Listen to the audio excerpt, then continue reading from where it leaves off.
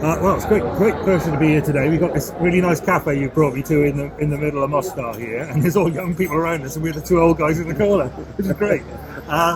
But it's been really good just chatting about how you've been working with agriculture and reaching people really, and ministry as a ministry here, missionary, Baptist mission board guy. Yeah.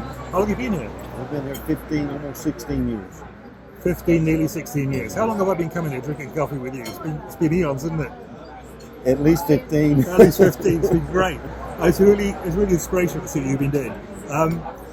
When I first got to know you, really, you were working on the sheep project. Yes. Tell us what that's about. We play sheep with some underprivileged families as a way of community development to help them develop their farms and to provide for themselves, a little better. Yeah. Table shaking a bit, but it's a posh calf, so it should be all right.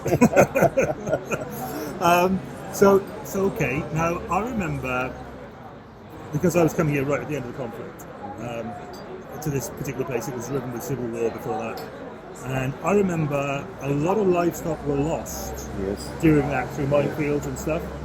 So you come in, you put a lot of sheep in for people, you give them to the folks who need them, and then it hasn't been like so many aid projects. You drop the sheep and clear it up. No. You've invested in people. Yes. Tell us how you did that. Well, the project, when they signed up for it, they had to agree to, we met monthly. Yep. And we had two projects running simultaneously, so every 2 weeks we were meeting with a group. And so basically when we met, then we did agricultural development type discussion, and then we always, New Testament's full of sheep stories, so we always shared a Bible story to go along with it. So basically you taught them about the sheep and you taught them about the shepherd, right? Exactly that. Brilliant. That's a great, I love that. That's right up my street. So how did that work out then? How were they? Were they happy to take the sort of agricultural input? Were they happy to take Bible input? I mean, how did that work?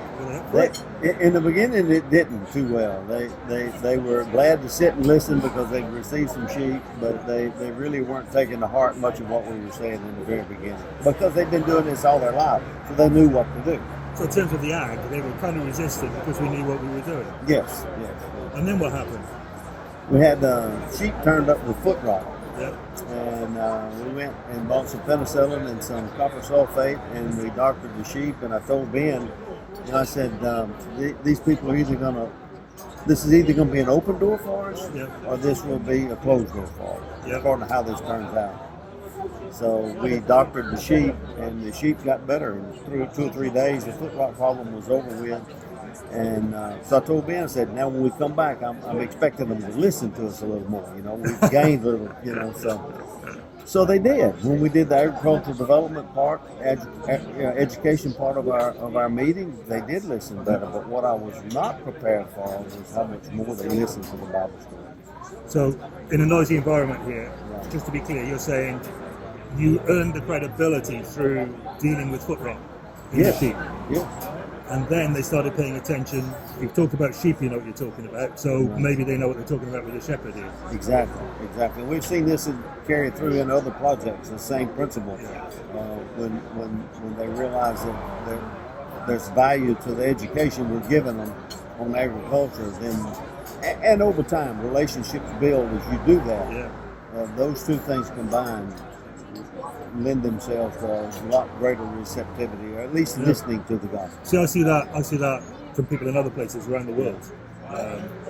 Guys who are working, particularly guys who are working in horticulture and stuff like that, because you're working, with livestock too, but side by side, shoulder to shoulder. Yes. I think that's something we got with men, isn't it? Yes. I wonder whether you see that here. The ladies go for coffee and they talk. Yeah. The guys talk shoulder to shoulder. Yes. When they're doing stuff. Yes. Tell me about what you're doing now, because the sheep project did well, and that was great. That was a success. The next project was? The main focus is a community garden project where we produce food that's some of it's sold, about half's given away to needy families. But it's at this garden that we have control over how things are grown and done, and we bring people in to help us. And so it's been a great entry point in the community that we can gather people there. Right. So you're demonstrating, it's like a model farm, but I guess people around here, they have sort of long gardens Yeah. where they grow, well, cabbage, Cabbage, potatoes. potatoes, onions, beans, corn, normal All- vegetable kind all of stuff. sorts of stuff. Yes. You mean sweet corn? What we call Yes, sweet corn. Yeah. Yes. So they're providing for their tables by growing stuff like that. How's that worked out? Because when you've got sheep and a shepherd, you've got a link, right? So Yeah. what happens now? How does it all work?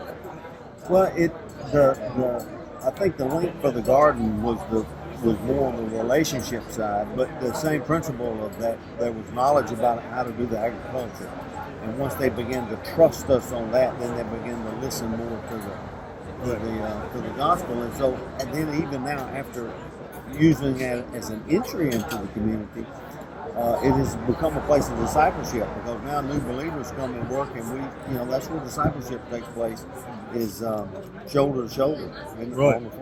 Now, you were saying earlier on to me, and I find this in Wales as well, people now need multiple contact with the Yes. gospel before they Yes. come to faith. Yes. And then they need their ideas sort of conformed to Christ, really, through long exposure after that. Tell us about some of you mentioned some people, obviously don't necessarily name anybody, Yeah. but how does it work out on the ground? What's happening? On the ground here, the partnerships that are happening between other humanitarian aid, Christian-based humanitarian aid organizations, local churches, other mission sending organizations, and so we have different touches of the gospel from each organization reaching into the same group of people, basically. But it's because they're hearing the same story, they're seeing it lived out in these people's lives. It opens their heart up to the gospel, and then the rest is up to God. All we do is plant seeds. Yeah. So you got a lot. I've done weeding potatoes with you years ago. Do you remember? Yes, I do. And then you had Colorado beetles. Do you remember that? Yeah. Colorado beetle and potatoes, chaos. Yeah, I remember doing that. Weeding onions. My goodness. So you have people out with you like that. Yes. And but they're working. How does it work? How do you get to God and stuff? How does that happen? How do what now? Well, everybody's weeding. Yes. Where does God come up in the conversation? How does that happen? How does this discipleship? It happens just as organically as does the sheep, because you're looking at that garden and we always give the glory back to God, whatever's been happening. And so people are just drawn into that conversation, and I don't know how to explain it concretely. I mean, that's what we're here to do, is to serve God and serve people. Yeah. And so it's organically a part of our conversation. So what you're doing is you're opening that area of your life to people Yes. where there's a contact, because people do grow their stuff. Yeah. And out of that opening your life to people, well, part of your life is the Lord, really, I suppose. Yes. And organically, I think is the word you use. Right. Things flow out of that. Yes. Yes. Where did you come from in the first place?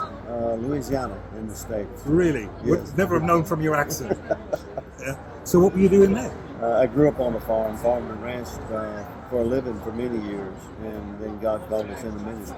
So you were a rancher, basically. Yes, and a farmer. And your family's been involved in cowboy church and all that sort of stuff. Yes, It's just, I just find that mind blowing. Obviously, doing what we're doing in Wales. And out of that, God's brought you here and kept you here 15 years. yes, And you're now pastoring a church on the west side of the city, yes, and it's in the university district and whatnot. But that isn't sort of exclusive. It's feeding back into the rural process and the rural things, and Yes. sharing life and gospel with people. And I've got to say, I found that really inspiring, because it's just so much. It's so close to the Lord, living close to the agricultural process as we read through the Gospels, involved in that to some extent, and linking his teaching with the teaching of God, the great gardener. absolutely. Yeah, fantastic. Hey, thanks for your time. Enjoy the no coffee. problem. It's good coffee here, isn't it? It's a Yes, great very place good. to come for coffee. Sorry about the background noise. We're both at the point where, we've done a lot and time's passed and hearing is more difficult, but it's good to be involved. Hey, thanks, Richard. Yeah, Bless you, no man. problem. Thank you.